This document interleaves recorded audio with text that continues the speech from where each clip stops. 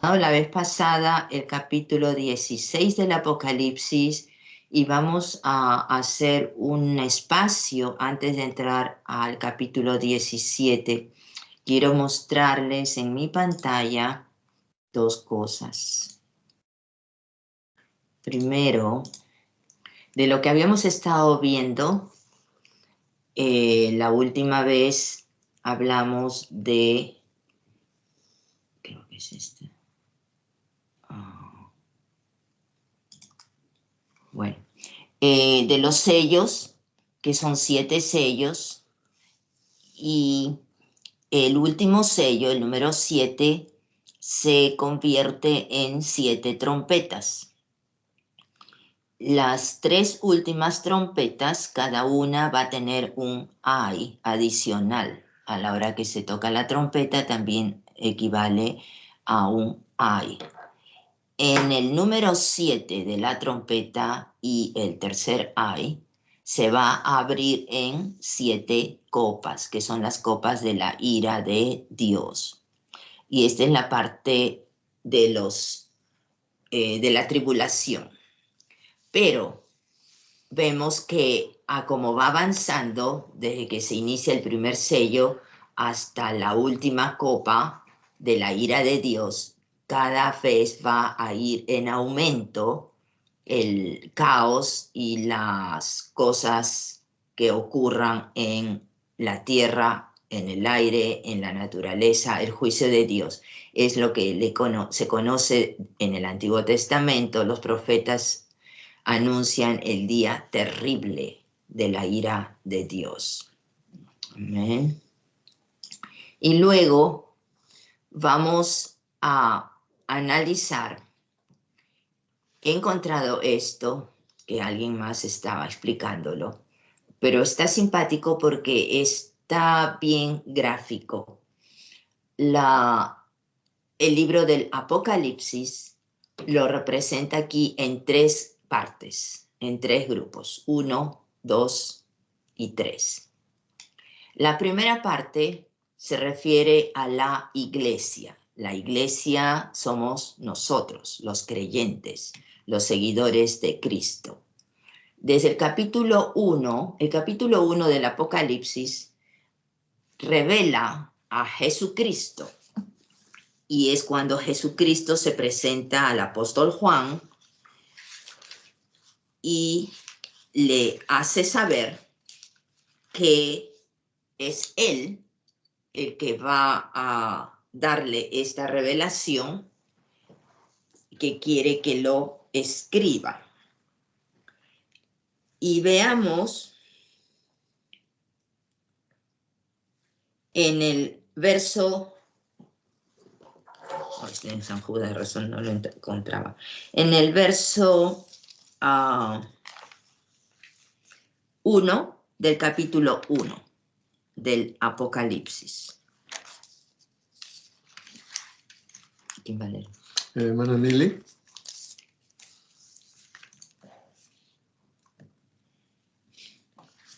La revelación de Jesucristo que Dios le dio para manifestar a sus siervos las cosas que deben suceder pronto, y la declaró enviándola por medio de su ángel a su siervo Juan.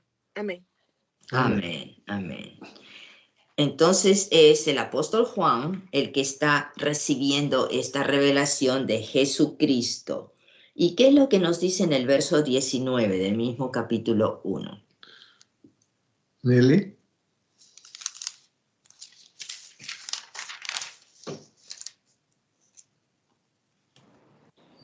Escribe lo que has visto, tanto las cosas que suceden ahora como las que van a suceder. Amén. Amén. Entonces le está diciendo que escriba, obviamente es para que pase la información a otras generaciones, pero le está diciendo lo que has visto el hoy, las que son, y las que han de ser después, más adelante. Entonces le está dando también profecía, le está dando a conocer lo que va a ocurrir para los finales de los tiempos. Y esto es lo que vemos aquí en la parte 1 del gráfico, que dice la iglesia, y debajo de la iglesia dice capítulos del 1 al 4. Vemos que en el capítulo 1 es Jesús declarándose y revelándose. En el capítulo 2 al 4, Jesús está hablando, al 3, perdón, capítulo 2 y 3, está hablando mensajes para las iglesias. Y vemos aquí al lado derecho la lista de las 7 iglesias que están nombradas entre los capítulos 2 y 3 del Apocalipsis. Y si recordamos la primera, que es el mensaje a la iglesia de Efeso, cuando le dice que conoce sus obras y que ha olvidado su primer amor, le está diciendo, haciendo recordar que no se olvide que de buscarlo de la misma manera como al principio se enamoró de él. Y la última iglesia es la Odisea. Para muchos, el mensaje a la Odisea está en el capítulo 3 y empieza a partir del verso 14.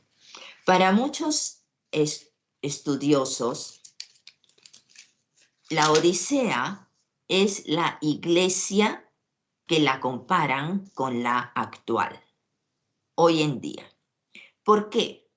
Por la actitud que tiene, por la manera como la describe.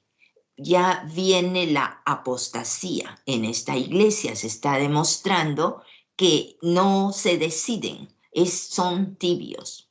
Y si lo comparamos con la iglesia de hoy, mucha gente puede o no asistir a iglesias, diferentes congregaciones, pero no están viviendo la vida que Dios quiere que vivamos. No están viviendo la palabra viva, escrita, que la tenemos en la Biblia. Lo que aprendemos, tenemos que aplicarlo. Si no, ¿para qué se aprende algo si no se va a usar? Sería pérdida de tiempo, ¿cierto? Si todo va a ser solamente intelectual. Según la Biblia, es palabra viva y efectiva, que tiene espíritu. Quiere decir que es algo vivo que estamos alimentándonos, que estamos comiendo cada vez que estudiamos la palabra. Amén. Y si la recibimos dentro, algo con vida, quiere decir que adentro va a estar moviéndose. Nunca va a estar estático. Va a estar moviéndose también de acuerdo al espacio que cada uno de nosotros le demos para moverse, el terreno en donde va a poder actuar. Es por eso que los cristianos debemos buscar que caminar en esta verdad que aprendemos a través de la palabra, la realidad que nos revela el Espíritu Santo de Dios y que nos abre el entendimiento con cada vez que estudiamos o leemos o queremos aprender más de su palabra. Amén. La Odisea es cuando Jesús dice, si eres tibio, porque no te decides ni caliente o frío, entonces te voy a vomitar. Pero básicamente lo va a rechazar por la indecisión. Cuando uno tiene indecisión es por duda, es por no creer, es porque se está considerando otras cosas y no la verdad pura, única y real de la palabra de Dios. Y bueno, acá tenemos entonces las 7 iglesias al lado derecho. Pero la iglesia, en la parte 1, regresando aquí, está dividida en 2 partes. Acá vemos que la iglesia está aquí en la tierra, está en el mensaje en los capítulos 2 y 3, que es lo que estamos viendo para las 7 iglesias que están aquí en la tierra. Pero luego, el capítulo 4 está hablando. Veamos qué nos dice el 4:1. Hermano Kilvio. 1 y 2.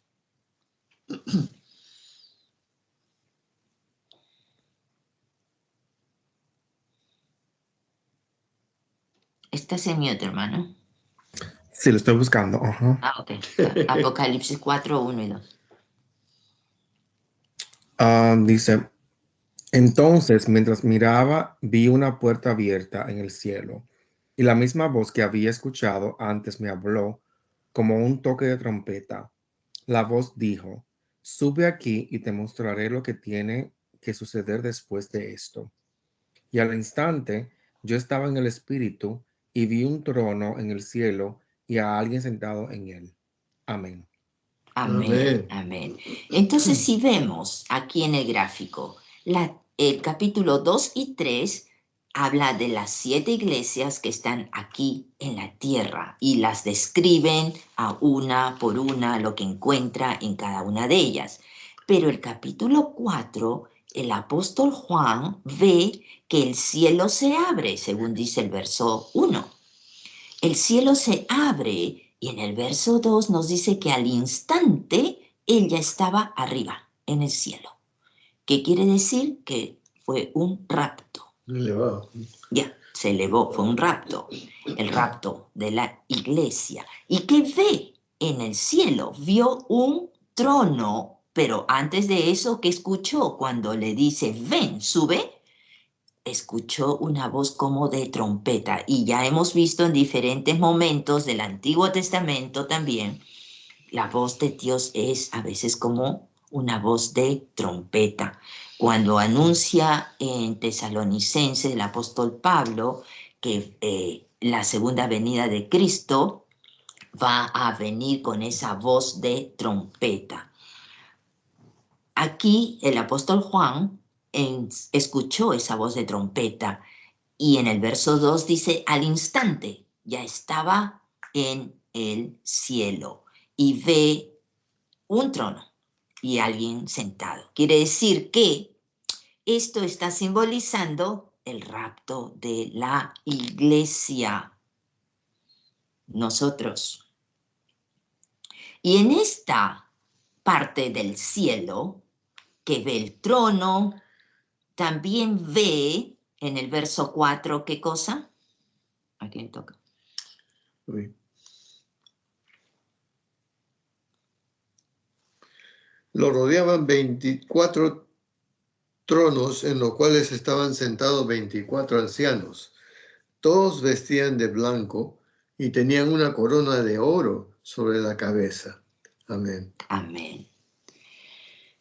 Lo rodeaban el trono 24 ancianos. Ya hemos estudiado, los 24 ancianos representan a la iglesia, los humanos que han subido en el rapto. Por eso dice acá 24. 24 ancianos que tienen coronas. En el Antiguo Testamento no aparece ninguna coronación a los que son obedientes o los que siguen a Dios. La coronación o las coronas que se van a recibir como premios solamente es para la época de la gracia, para la época de la iglesia. Quiere decir que, repitiendo aquí, en la tierra están estas 7 iglesias del capítulo 2 y 3. En el capítulo 4 viene el rapto, van al cielo, reciben sus coronas y están representados por estos 24 ancianos, que, como dice, tienen tronos y tienen coronas. Cuando Jesús, bueno, no tengo referencia ahorita, pero cuando Jesús le habla a sus discípulos, que le dice que van a estar, y nos promete a nosotros también, que vamos a estar sentados junto con Él. A donde Él vaya, estaremos nosotros. Esos son los tronos que nombra aquí. Amén. Por eso esto está representando a la iglesia. primero aquí en la tierra y luego en el cielo. La segunda parte de este gráfico nos habla de la semana 70, que abarca del capítulo 5 hasta el 19. Nosotros recién hemos terminado de estudiar el capítulo 16 del Apocalipsis. La semana 70 se refiere a la semana que describe Daniel, el profeta Daniel. Esta semana 70 representa, aquí a la derecha, la tribulación. Son los años de la tribulación. Los 7 años de la tribulación representan 4 grupos. Cada uno de ellos aparece en el número 7. Y eso es lo que hemos estado viendo en lo otro. 7 sellos, 7 trompetas, 7 personajes que están entre las trompetas y las copas, porque estos personajes van a venir apareciendo durante toda esta época, no solamente en este orden cronológico, no. Los personajes van a ser insertados en diferentes momentos. Acuérdense que desde un principio dijimos que no hay un orden cronológico, pero de acuerdo a este gráfico, es el orden sí que primero la iglesia tiene que desaparecer de la tierra, y eso lo sabemos, para que se inicie la tribulación. Amén. Luego termina la época de la tribulación con las 7 copas, que es donde hemos terminado el capítulo 16. Pero ahí no termina la tribulación. Después de las 7 copas, lo último que hemos visto es el Armagedón. Las batallas que comprende el Armagedón, porque entre las copas y esta batalla, la batalla va a ser ganada con la intervención de Dios, obviamente, y el regreso, segunda venida de Jesucristo, es donde va a poner término al periodo de los 7 años de la tribulación.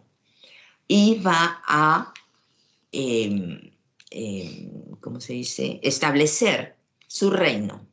Ya vimos que su reino lo va a establecer en Jerusalén y va a iniciarse el milenio. ¿Qué va a pasar con el diablo y los demonios? Van a ser atados por 1000 años. Los van a enviar al abismo. Por 1000 años van a estar allí. Es el milenio. Son los 1000 años que Jesús va a ser gobernante de la tierra. Pero, y aquí tenemos a la izquierda que dice la tercera parte, el reino, desde los capítulos 20 y 22.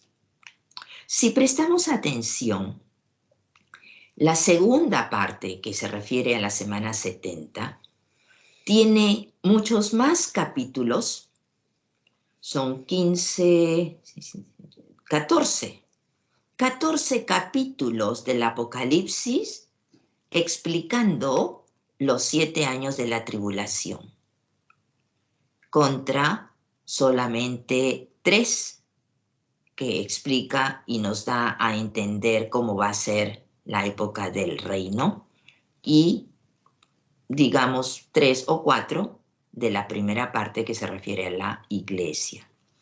Como dijimos, la iglesia ya desaparece terminando esta primera etapa, y luego Dios va a continuar con su pueblo Israel escogido, retomándolo desde el Antiguo Testamento según las profecías.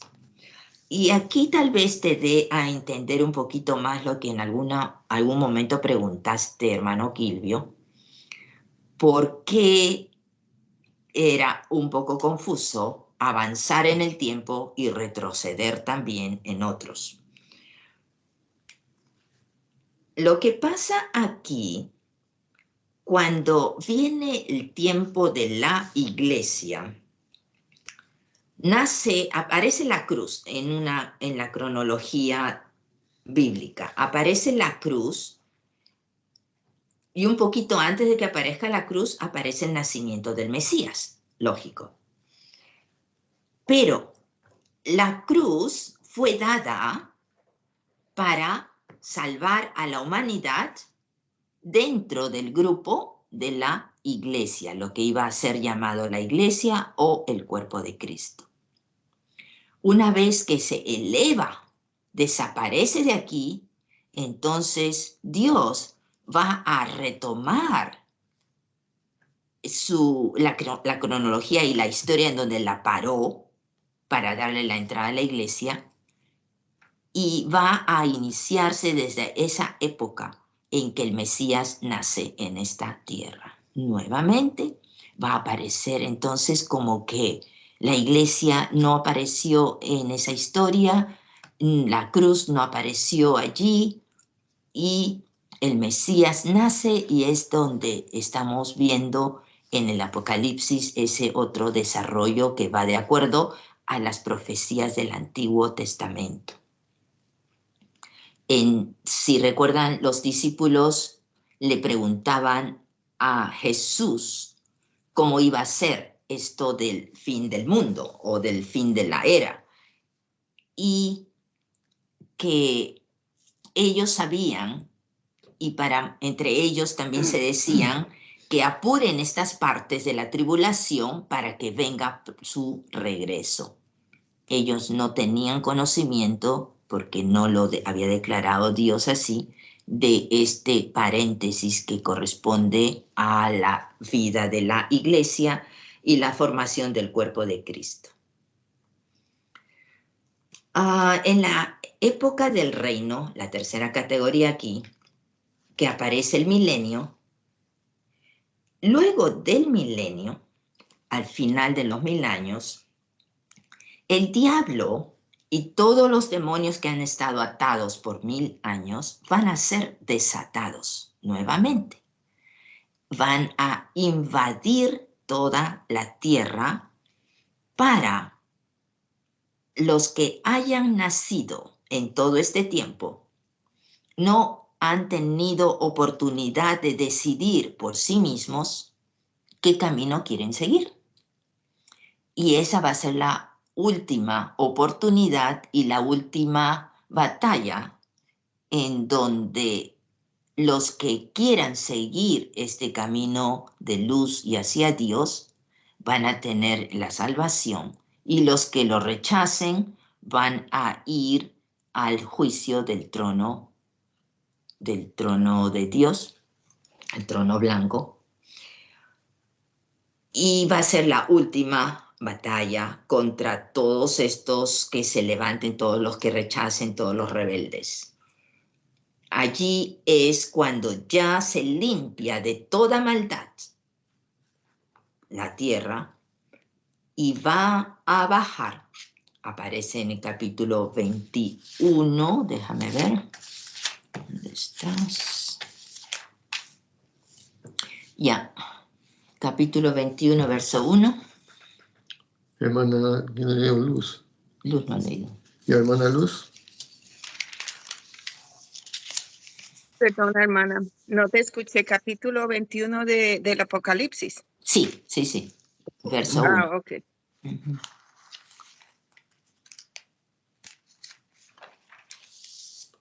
1 y 2.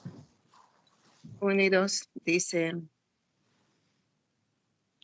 Entonces vi un cielo nuevo y una tierra nueva, porque el primer cielo y la primera tierra habían desaparecido, y también el mar. Y vi una ciudad santa, la nueva Jerusalén, que descendía del cielo desde la presencia de Dios como una novia hermosamente vestida para su esposo. Amén. Amén.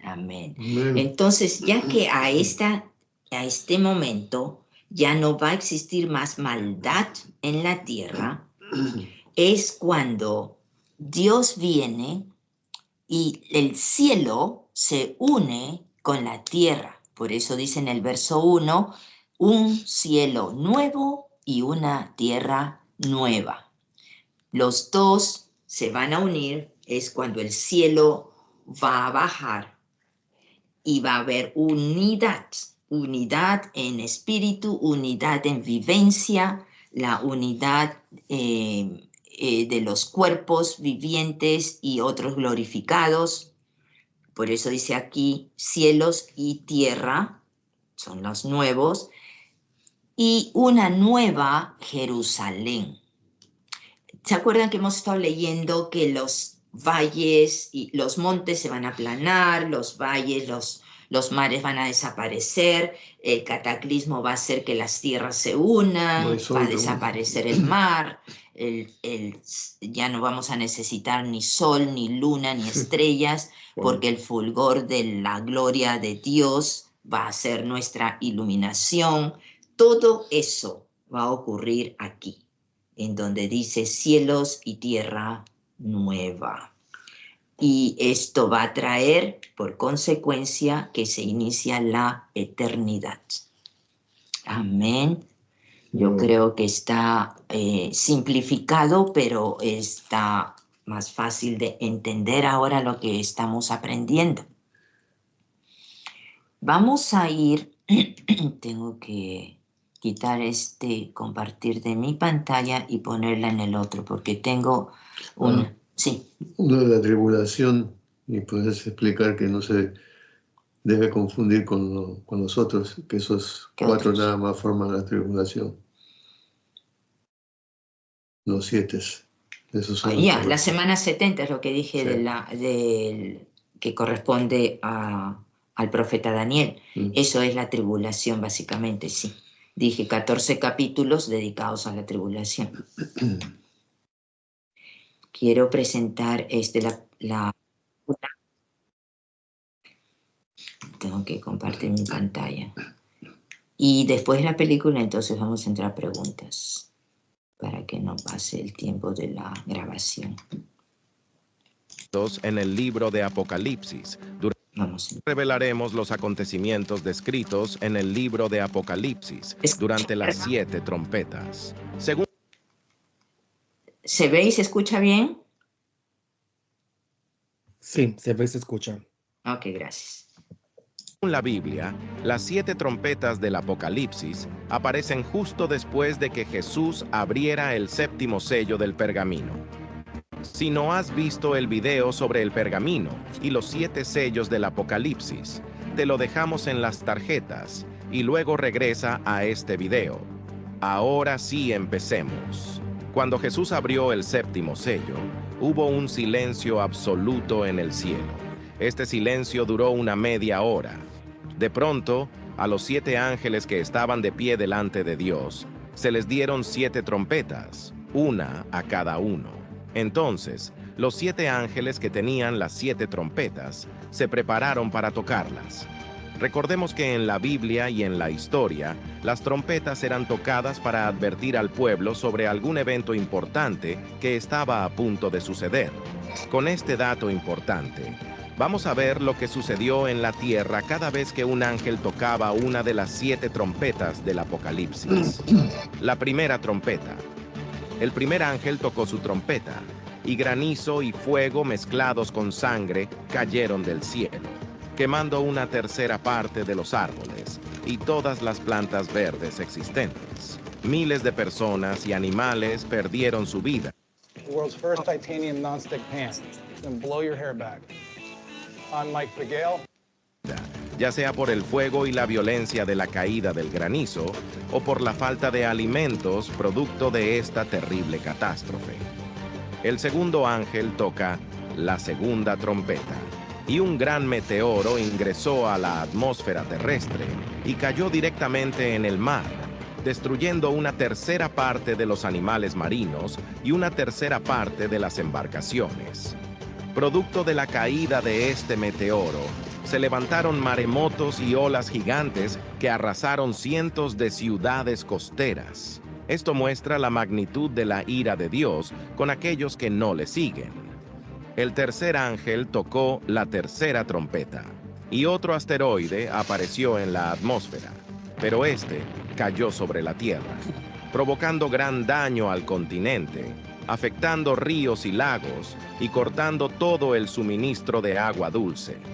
Pues debido a la contaminación, las aguas de los ríos se volvieron amargas, y muchas personas murieron a causa de ello.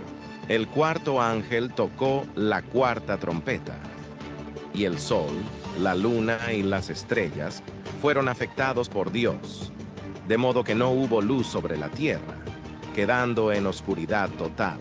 Producto de la falta de sol, la temperatura de la tierra se afecta gravemente, dañando las pocas plantaciones y cultivos que aún quedaban. En esta terrible visión, el apóstol Juan vio un ángel volando por el cielo, diciendo en voz alta: «Ay de los habitantes de la tierra, por los otros toques de trompetas». Es decir, que las 3 trompetas que aún serán tocadas representarán juicios aún peores de parte de Dios. El quinto ángel tocó la quinta trompeta, y una estrella cayó del cielo, pero esta caída era similar a la de un relámpago. Esta caída está relacionada con la caída de Satanás, cuando Jesús dijo que lo vio caer del cielo como un relámpago. Después de esta caída, la Biblia dice que se abrió un gran abismo, y de él salieron unas langostas horrendas y gigantes que invadieron la tierra para perseguir y dañar a los pocos seres humanos sobrevivientes durante 5 meses, dejándolos al punto de buscar la muerte para aliviar el tormento, pero ni siquiera la muerte podrá liberarlos. El sexto ángel tocó la sexta trompeta. En ese momento fueron liberados 4 ángeles caídos que estaban presos en el río Éufrates. Estos ángeles reunieron a un gran número de tropas para la batalla. Este gran ejército cruzó el río Éufrates para intentar destruir a Israel en el valle de Armagedón. Esta batalla es de crucial importancia, ya que se congregarán en un mismo lugar los 2 ejércitos más poderosos nunca antes vistos. Por un lado, las fuerzas del bien, lideradas por Jesucristo y sus ángeles, y por el otro, las fuerzas del mal, encabezadas por el anticristo y sus seguidores. Ambos bandos se preparan para un enfrentamiento que decidirá el destino del mundo y la destrucción de Israel.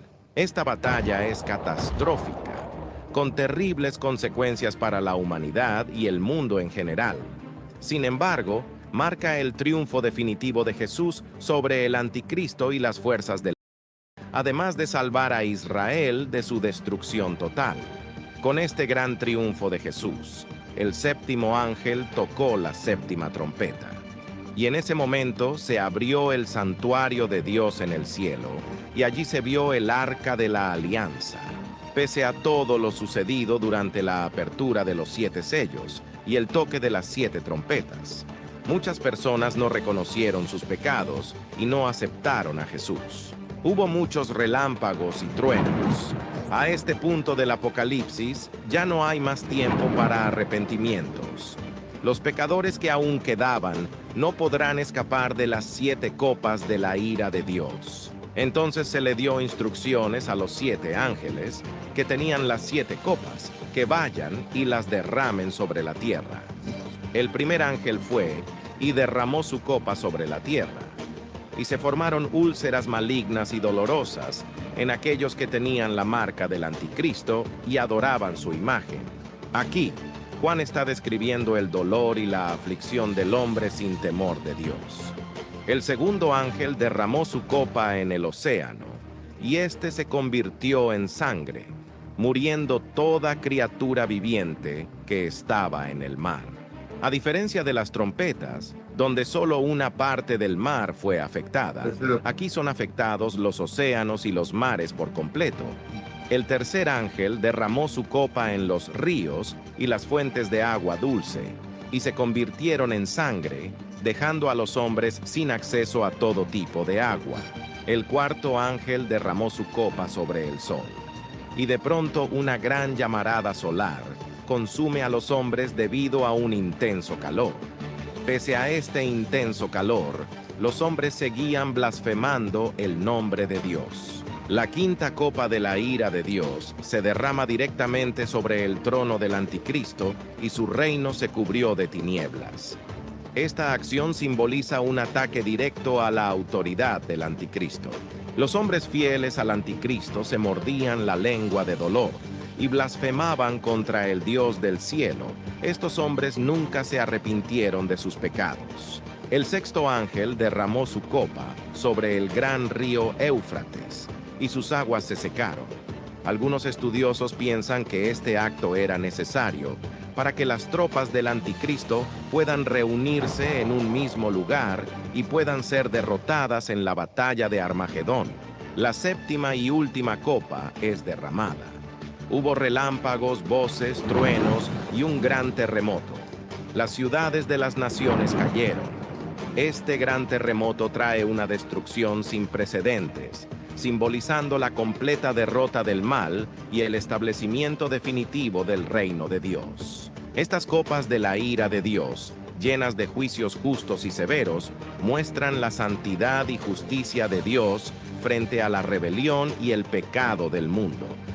A pesar de la dureza de estos juicios, Dios siempre tiene el deseo que la humanidad se arrepienta y se vuelva a Él. Te invitamos a unirte a nuestro canal de WhatsApp, donde semanalmente compartimos contenido bíblico e histórico. Te dejo el link en la descripción del video. Te esperamos. Wow. Bastante fuerte. Bueno, aquí vamos a cerrar la grabación.